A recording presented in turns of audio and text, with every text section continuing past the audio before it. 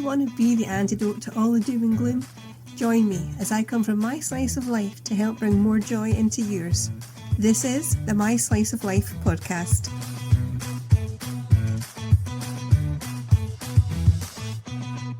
Welcome to this bonus episode for season 2 of the My Slice of Life podcast. This season has all been about bringing the joy back into being prepared. And this story is about a time when I really wasn't prepared and I should have been. It was for my wedding and everything was organised in about 6 weeks. And it was done on a real tight budget. And this story is really all about a random act of kindness which led to me actually getting the wedding dress for the big day because I didn't have anything. I tried to buy a dress online and it was an absolute disaster. It was see-through. It was like something a kid would wear at Halloween. It was awful. But I had remembered seeing wedding dresses in the windows of charity shops in the town.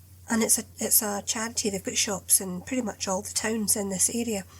So I started, thinking, right, I remember seeing they had the dresses, so I thought I'll phone them up, each shop, see what they've got left.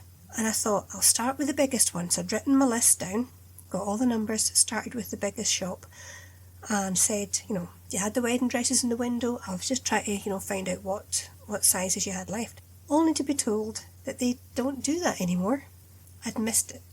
And they didn't have anything available. And I thought, oh no, because I knew the prices hadn't been that expensive. So when I explained the situation, i.e. I've got a week to get a wedding dress and I'm getting married and I have nothing organised to wear on this day, what am I going to do?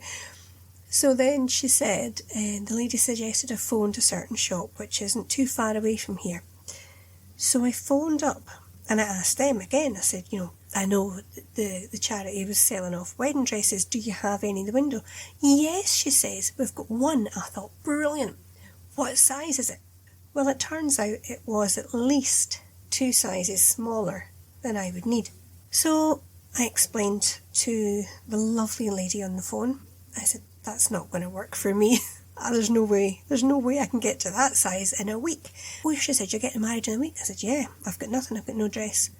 And what she said next really surprised me, and I wasn't expecting this, because she told me she had a wedding dress, her wedding dress, in the loft. She told me what size it was, and it was actually the size that I was needing.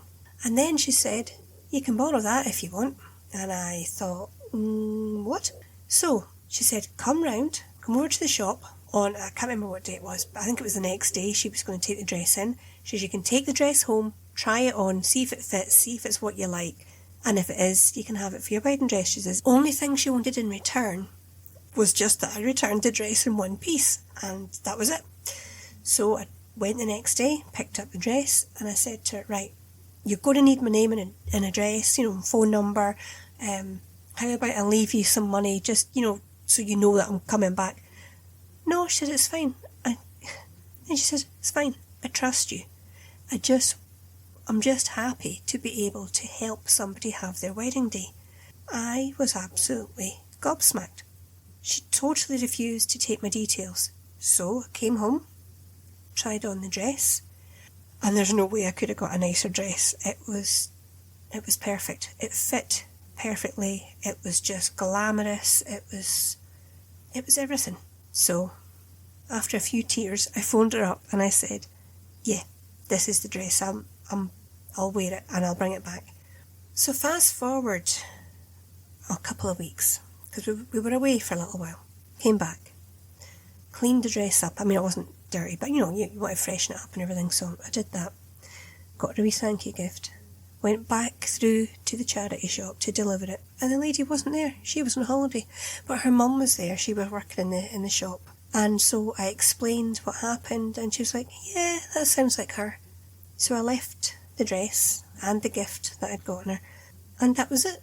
That was it. This lady who didn't know me at all lent me her very expensive wedding dress without my name, without my details, no address, no phone number, no money, nothing, based on pure trust. just knowing that she was helping somebody be able to have their wedding day. And I still can't get over that sometimes when I think about it. I'm still absolutely gobsmacked at that level of kindness that woman showed me. So I wanted to share it with you. We're bringing the joy back into being prepared. I wasn't prepared. And that woman really, really saved the day. So I hope you've enjoyed that story. And what about you? Do you have any stories of random acts of kindness? Feel free to get in touch. It's at contact@mysliceoflife.co.uk. But if you head over to the blog, you'll see that at the main page. You can just click on that and let me know your story. That would be fantastic. In fact, if I get enough stories sent in, I could do a whole episode all about you and your stories of random acts of kindness. So I hope you've enjoyed season 2. I hope you are putting the joy back into being prepared. Don't forget to check the links out below. Like I mentioned, there's the blog. There is a small YouTube channel which I put videos up on now and again. There's also a link to Patreon and the Buy Me a Coffee. And if you pop along to either of those and become a little Joy Bunny, you will be getting the PDF that goes along with season 2 and has all the notes and all the topics that I've been speaking about for the past 10 weeks. Can you believe it? So season 3 coming up soon. Don't forget to follow the podcast so you don't miss it. You don't want to miss it. But until next time, you take care of yourself.